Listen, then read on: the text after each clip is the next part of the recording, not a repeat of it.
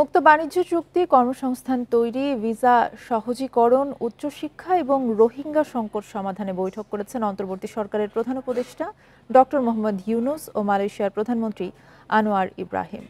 দ্বিপক্ষীয় বৈঠক শেষে যৌথ ব্রিফিংয়ে ডক্টর ইউনূস বলেন, ঢাকা কুয়ালালামপুর সম্পর্ক নতুন উচ্চতায় নেওয়া হবে। মালয়েশিয়ায় যেতে না পারা 18,000 শ্রমিককে সহায়তার আশ্বাস দেন আনোয়ার ইব্রাহিম। সংক্ষিপ্ত সফরে শুক্রবার বেলা 2টার দিকে ঢাকায় আসেন মালয়েশিয়ার প্রধানমন্ত্রী আনোয়ার ইব্রাহিম। শাহজালাল আন্তর্জাতিক বিমানবন্দরে তাকে স্বাগত জানান অন্তর্বর্তী সরকারের প্রধান উপদেষ্টা ডক্টর মোহাম্মদ ইউনূস। এ সময় আনোয়ার ইব্রাহিমকে দেওয়া হয় গার্ড অফ অনার।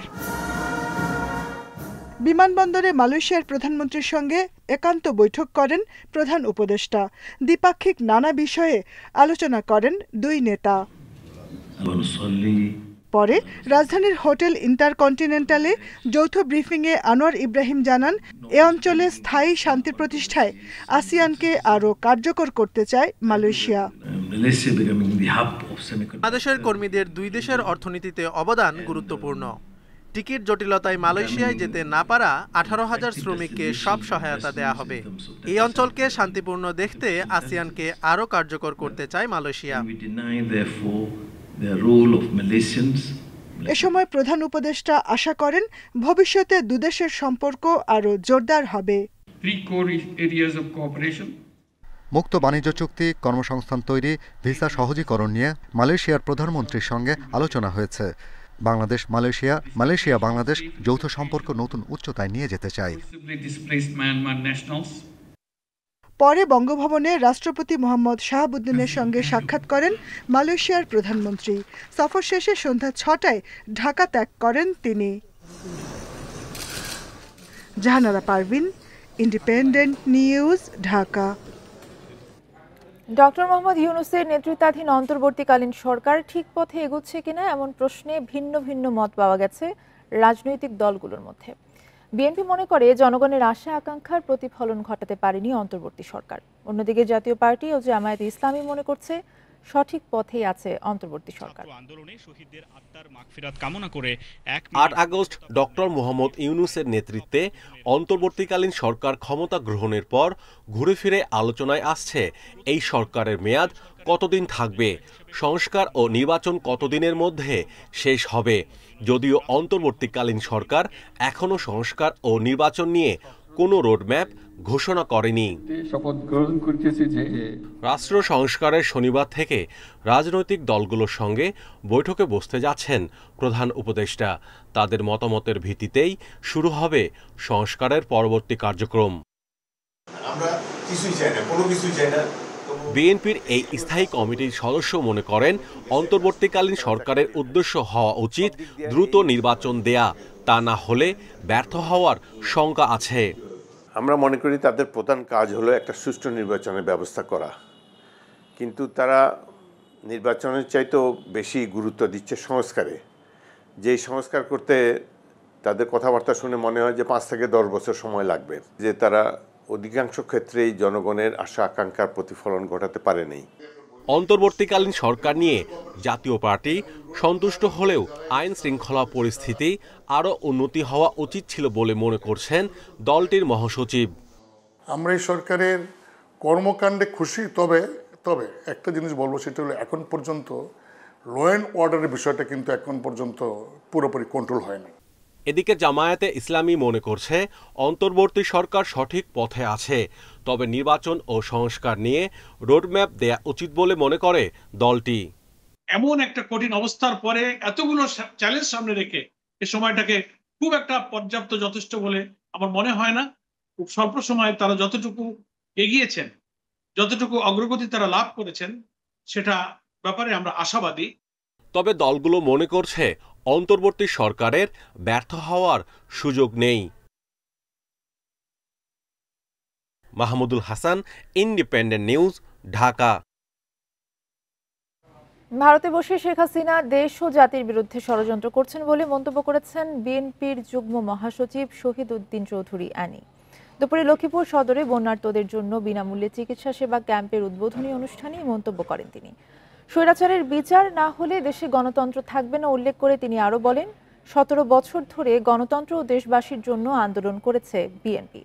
হামলা, মামলা ও গুম খুনের শিকার হয়েছেন বিএনপির হাজার হাজার নেতাকর্মী। এসব হত্যাকাণ্ডে জড়িত স্বৈরাচারী শেখ হাসিনা এবং তাদের দোসরদের বিচার নিশ্চিত করতে অন্তর্বর্তী সরকারের প্রতি আহ্বান জানান শহীদ উদ্দিন চৌধুরী আনি।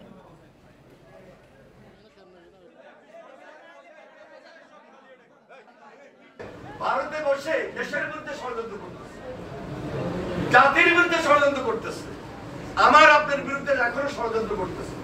কারণ তাদের তো টাকার অভাব নেই, লক্ষ লক্ষ কোটি কোটি টাকা তারা লুটপাট করেছে, পাচার করে সেই টাকা দিয়ে আমার এখন আপনার বিরুদ্ধে এখন দাঁড়াইছে। সুতরাং এই সমস্ত ষড়যন্ত্রের ব্যাপারেও আমাদেরকে সজাগ থাকতে হবে। দল ও ধর্মের ভিত্তিতে দেশে আর কোনো বিভাজন মানা হবে না বলে মন্তব্য করেছেন জামায়াতে ইসলামীর আমির ডাক্তার শফিকুর রহমান। সকালে গাজীপুরে ছাত্র আন্দোলনে নিহত শহীদ পরিবারের সদস্যদের সঙ্গে আয়োজিত মতবিনিময় সভায় এই কথা বলেন তিনি। বলেন, যারা জাতিকে ভাগ করে তারা দেশের শত্রু। জাতির সেবক হয়ে বিশ্বাসঘাতকতা করলে কি পরিণতি হয় তা থেকে শিক্ষা নেওয়ার আহ্বান জানান জামায়াতের আমির।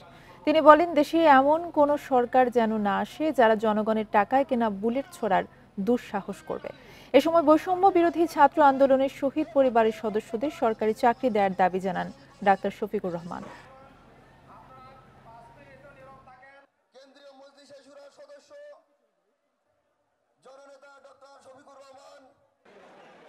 দলের ভিত্তিতে, ধর্মের ভিত্তিতে, গোষ্ঠীর ভিত্তিতে আমরা কাউকে আর জাতিকে ভাগ করার সুযোগ দেব না। জাতিকে তারাই ভাগ করে যারা জাতির দুশ্মন। জাতির যারা বন্ধু তারা কখনো তার জাতিকে ভাগ এবং বিভক্ত করতে পারে না। রাজধানীর তেজগাঁও থানার রমেজ হত্যা মামলায় সাবেক খাদ্যমন্ত্রী সাধন চন্দ্র মজুমদারের 7 দিনের রিমান্ড মঞ্জুর করেছেন আদালত। শুক্রবার ঢাকার মেট্রোপলিটন ম্যাজিস্ট্রেট সাইফুদ্দিন হোসাইনের আদালত শুনানি শেষে রিমান্ডের আদেশ দেন। বৃহস্পতিবার রাতে রাজধানীর বসুন্ধরা আবাসিক এলাকা থেকে সাধন চন্দ্র মজুমদারকে গ্রেফতার করে ডিএমপির গোয়েন্দা বিভাগ। গেল 4 আগস্ট কারওয়ান বাজারে ছাত্র জনতার আন্দোলনে গুলিতে রমিজ হত্যার মামলায় তাকে গ্রেফতার দেখানো হয়েছে। 7 সেপ্টেম্বর দায়ের হওয়া মামলায় শেখ হাসিনা, দীপু মনি সহ মোট 222 জন আসামি। এদিকে বিএনপির মহাসমাবেশে যুবদল নেতা শামীম হত্যা মামলায় সাবেক ওয়ার্ড কাউন্সিলর এনামুল হক বাবুলের 5 দিনের রিমান্ড মঞ্জুর করেছেন আদালত। এছাড়া ছাত্র জনতার আন্দোলনে বাড্ডায় দুলাল সরকারকে গুলি করে হত্যার মামলায় কৃষক লীগের সভাপতি সমীর চন্দের 3 দিনের রিমান্ড মঞ্জুর করেছেন আদালত।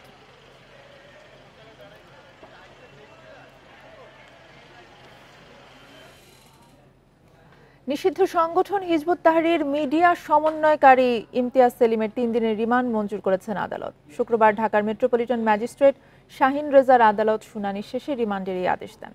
মামলার তদন্ত কর্মকর্তা সিটিটিসির পরিদর্শক মোহাম্মদ খায়রুল ইসলাম তাকে আদালতে হাজির করে 7 দিনের রিমান্ড আবেদন করেন। এ সময় ইমতিয়াজ সেলিমের পক্ষে তার আইনজীবী রিমান্ড বাতিল চেয়ে জামিন আবেদন করেন। রাষ্ট্রপক্ষ এর বিরোধিতা করে। শুনানি শেষে আদালত তার 3 দিনের রিমান্ড মঞ্জুর করেন। ভোরে রাজধানীর বসুন্ধরা আবাসিক এলাকায় অভিযান চালিয়ে ইমতিয়াজ সেলিমকে গ্রেফতার করে পুলিশ। তার বিরুদ্ধে রাজধানীর শাহবাগ থানায় সন্ত্রাস বিরোধী আইনে মামলা রয়েছে। এছাড়া পল্লবী ও খিলগাঁও থানার 2টি মামলার আসামি তিনি। তার বিরুদ্ধে আরও 3টি মামলা বিচারাধীন।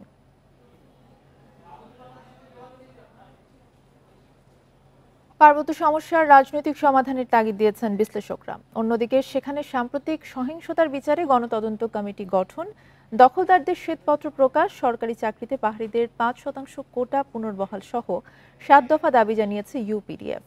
সকালে এক গোলটেবিল বৈঠকে এসব দাবি উঠে আসে। জাতিগত বিদ্বেষে পার্বত্য চট্টগ্রাম আবারও উত্তপ্ত। এই অবস্থায় শুক্রবার সকালে জাতীয় প্রেস ক্লাবে পাহাড়ি জনপদে গণতান্ত্রিক শাসন কায়েমের দাবি নিয়ে এক গোলটেবিল আলোচনা সভার আয়োজন করে ইউপিডিএফ। সেখানে সম্প্রতি খাগড়াছড়ি, রাঙামাটিতে জাতিগত সহিংসতার প্রসঙ্গ উঠে আসে। বক্তারা বলেন, 3 পার্বত্য এলাকায় ভূমি দখল করে নৃগোষ্ঠীদের ওপর দমন পীড়ন চলছে, অথচ পাহাড়ি এই এলাকায় ভূমি ব্যবস্থাপনা কেমন হবে তা জাতিসংঘের সনদ ও শান্তি চুক্তিতে উল্লেখ আছে। সেটা তাদের লাইভলিহুডের জায়গা, তারা থাকেন ওখানে। আমরা তাদেরকে আমাদের ট্যুরিজম স্পট বানিয়ে তাদের সব কিছু কেড়ে নেওয়ার যে প্রকল্প, মেরিয়ট হোটেল করার জন্য আমরা ওদের 300 একরের জমি কেড়ে নেওয়ার যে প্রকল্প, এই জায়গাগুলো থেকেও আমরা একটু সরে আসি। সভায় রাজনৈতিক বিশ্লেষকরা বলেন, দীর্ঘদিন ধরে রাষ্ট্রীয় তত্ত্বাবধানে পাহাড় দখলের আয়োজন চলছে। উন্নয়নের নামে প্রকল্প বাস্তবায়ন করা হয়েছে। পার্বত্য চট্টগ্রামে অর্থনৈতিক ক্ষেত্রে কি কি উন্নয়ন প্রকল্প গেল, কত উন্নয়ন বরাদ্দ গেল, কোথায় কার কার কাছে সেগুলো আছে, কিভাবে ব্যয় হয়েছে সেটার একটা স্বচ্ছ চিত্র চাই। পাহাড়গুলো কারা কারা দখল করেছে সেটার একটা চিত্র চাই। এটা তো অন্তর্বর্তী সরকারের দায়িত্বের মধ্যেই পড়ে এবং তার যে এখতিয়ার তার মধ্যেই পড়ে। সম্প্রতি পার্বত্য চট্টগ্রামে সহিংসতার কারণ জানতে একটি গণতদন্ত কমিটি গঠনের দাবি জানায় ইউপিডিএফ। এ সময় দ্রুত 7 দফা দাবি পূরণের তাগিদ দেয়া হয়। এই ঘটনার উপর তদন্ত করার জন্য যেই কমিটি করেছে, এই কমিটির উপর সেখানকার জনগণের কোনো আস্থা নেই। যদি একটা গণতদন্ত কমিটি গঠন করে সেখানকার প্রকৃত ঘটনাকে সামনে তুলে আনা যায়। সভায় নেতারা আরও বলেন, পাহাড় অশান্ত করে সমতলে শান্তি আসবে না, তাই সংকট সমাধানে সব পক্ষের সাথে আলোচনা জরুরি। Shahriar Anirban, independent News, Dhaka.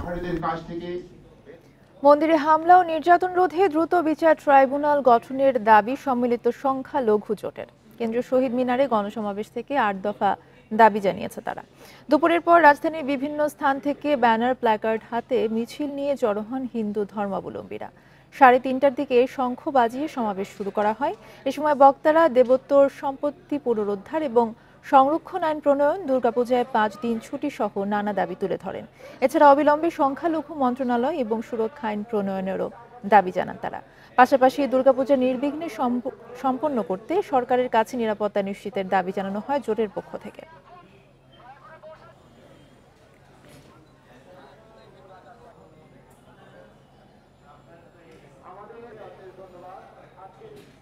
রাজধানী সহ সারা দেশের বিভিন্ন অঞ্চলে গত 2 দিন ধরে কোথাও অল্প আবার কোথাও মুষলধারে বৃষ্টি হচ্ছে। এই বৃষ্টি হতে পারে সপ্তাহ জুড়েই। শুক্রবার আবহাওয়া অধিদপ্তরের এক পূর্বাভাসে এই তথ্য জানানো হয়। এই বৃষ্টির পরিমাণ মধ্য অক্টোবরের পর কমে আসবে বলেও জানানো হয়। এদিকে শুক্রবার সকাল 9টা থেকে পরের 24 ঘন্টার পূর্বাভাসে বলা হয়েছে, রংপুর, রাজশাহী, ঢাকা, ময়মনসিংহ, খুলনা, বরিশাল, চট্টগ্রাম ও সিলেট বিভাগের অধিকাংশ জায়গায় অস্থায়ীভাবে দমকা হাওয়া সহ হালকা থেকে মাঝারি ধরনের বৃষ্টি বা বজ্রসহ বৃষ্টি হতে পারে। নদী বন্দর সমূহে 1 নম্বর এবং সমুদ্র বন্দর সমূহে 3 নম্বর সতর্ক সংকেত জারি রয়েছে। আর শুক্রবার ভোর 6টা থেকে 3 ঘন্টায় দেশের সর্বোচ্চ বৃষ্টি রেকর্ড করা হয় টাঙ্গাইলে 130 মিলিমিটার।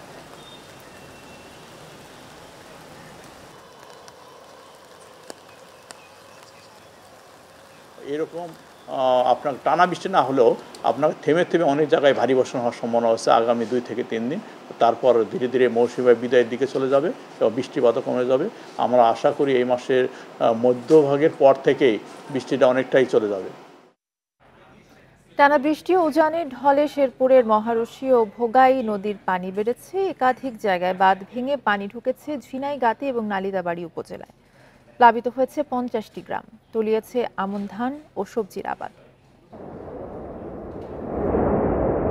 টানা বৃষ্টি ও উজান থেকে নেমে আসা ঢলে অস্বাভাবিক বেড়েছে শেরপুরের মহারশী ও ভোগাই নদীর পানি।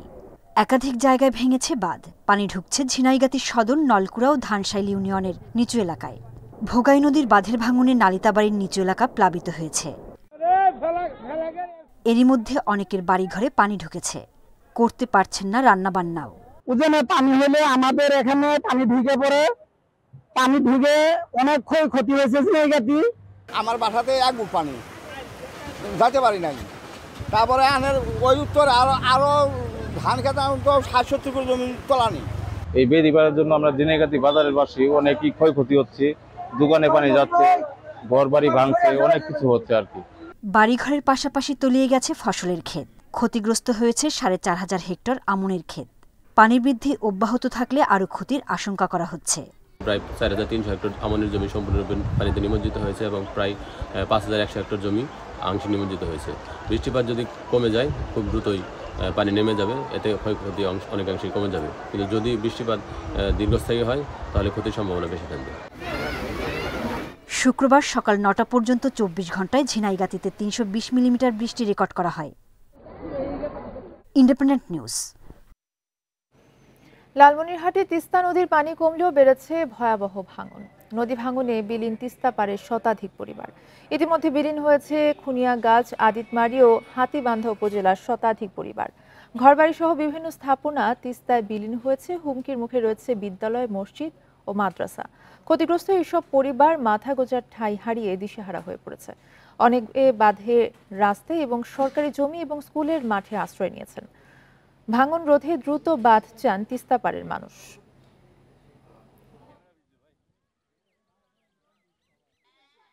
আমার এই যে 30 নদী ভাঙতেছে, সব বাড়ি আমার এখন ভাঙে চলে গেছে, আমার ধান ভাঙতেছে, আমরা কি করব? লালমিয়ারের যে সড়ক বিভাগ রাস্তাটি সেটাও ভেঙে যায়। পাশাপাশি এখানে ক্লিনিক আছে, প্রাইমারি স্কুল আছে 4টা, হাই স্কুল আছে 2টা, সেটাও মসজিদ, মাদ্রাসা এবং ঈদগাহ মাঠ সব বিলীন হয়ে যাচ্ছে। আমাদের কোন কোন জায়গাগুলো বেশি এফেক্টেড, এটা বামতরি হোক বা ডানতরি হোক, সেটা করে আমরা এবছরে যে বাজেট আছে সেটা দিয়ে যথাসম্ভব আমরা সেই কাজগুলো করার চেষ্টা করব। অপহরণের 6 দিনেও খোঁজ মেলেনি কক্সবাজারের পেকুয়া সেন্ট্রাল স্কুল অ্যান্ড কলেজের অধ্যক্ষ মোহাম্মদ আরিফের। তাকে ফিরে পেতে সকালে চট্টগ্রামের একটি রেস্টুরেন্টে সংবাদ সম্মেলন করেন তার স্বজনেরা। পরিবারের সদস্যরা জানান, গত 28 সেপ্টেম্বর পেকুয়া ফায়ার সার্ভিসের সামনে থেকে কলেজের অধ্যক্ষ মোহাম্মদ আরিফকে তুলে নিয়ে যায় অস্ত্রধারী সন্ত্রাসীরা। তাকে না পেয়ে বিষয়টি পেকুয়া থানা ও সেনাবাহিনীকে জানায় আরিফের পরিবার। অপহরণের পর থেকে আরিফের মুঠোফোন থেকে একাধিক ব্যক্তি ফোন করে 40 লাখ টাকা চাঁদা দাবি করে। টাকা দিতে রাজি হলেও তাকে ফিরিয়ে দিতে সাড়া নেই অপহরণকারীদের। স্বজনদের অভিযোগ, আরিফের সম্পত্তি দখল করতে আওয়ামী লীগ সরকারের সন্ত্রাসীরা এই ঘটনা ঘটিয়েছে। অপহরণের পর আমাদেরকে বিভিন্নভাবে বিভিন্ন মাধ্যমে আমাদেরকে কিছু চাঁদা দাবি করছিল। যে মাধ্যমগুলোতে যোগাযোগ করেছে সে মাধ্যমগুলো ট্রেস করে কোথায় আছে, কিভাবে আছে, সেভাবে আইডেন্টিফাই করে উদ্ধারের জন্য আমি জোর দাবি জানাচ্ছি। ডিমের বাড়তি দামের মধ্যেই আরও বেড়েছে ব্রয়লার মুরগির দাম। রাজধানীর কারওয়ান বাজার সপ্তাহে ব্যবধানে 20 টাকা বেড়ে ব্রয়লারের কেজি বিক্রি হচ্ছে 200 টাকায়, আর 60 টাকা কেজির নিচে পাওয়া যাচ্ছে না কোনো সবজি। বাজার নিয়ন্ত্রণে গত 15 সেপ্টেম্বর মুরগি ও ডিমের দাম বেঁধে দেয় সরকার। তবে 3 সপ্তাহ হতে চললেও কোথাও মানা হচ্ছে না সেই দাম। সপ্তাহের ব্যবধানে 20 টাকা বেড়ে ব্রয়লার মুরগির কেজি বিক্রি হচ্ছে 200 টাকায়, আর সোনালী মুরগির কেজি 270 টাকায়। ক্রেতারা বাজারে গিয়ে পড়ছেন দাম নিয়ে নৈরাজ্যের মুখে। অনেক দোকানে নেই মূল্য তালিকাও। দাম বাড়ার পেছনে সরবরাহ সংকটকে দুষছেন বিক্রেতারা।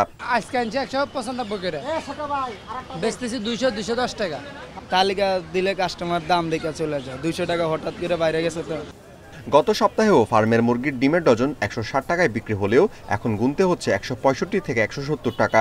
পাড়া মহল্লায় বিক্রি হচ্ছে 180 টাকাতেও। গত এক সপ্তাহ ধরে এরকমই দাম, সামনে সপ্তাহে কমবো কিনা এটা বলা যায় না। কিছু কিছু পণ্যের দাম বেড়েছে, কিছু কিছু কমেছে, কমলে আবার পরক্ষণে বেড়ে যাচ্ছে। কোনো জিনিসের দাম কম না, আগে যা ছিল এখনো তাই আছে।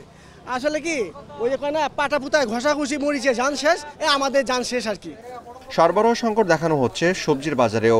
60 টাকা কেজির নিচে মিলছে না কোনো সবজি। বেগুনের কেজি 100 থেকে 140 টাকা, কাঁচামরিচের কেজি বিক্রি হচ্ছে 320 টাকায়। 100 গ্রাম ধনেপাতা কিনতে গুনতে হচ্ছে 60 টাকা পর্যন্ত। Amirul Islam, independent News, Dhaka.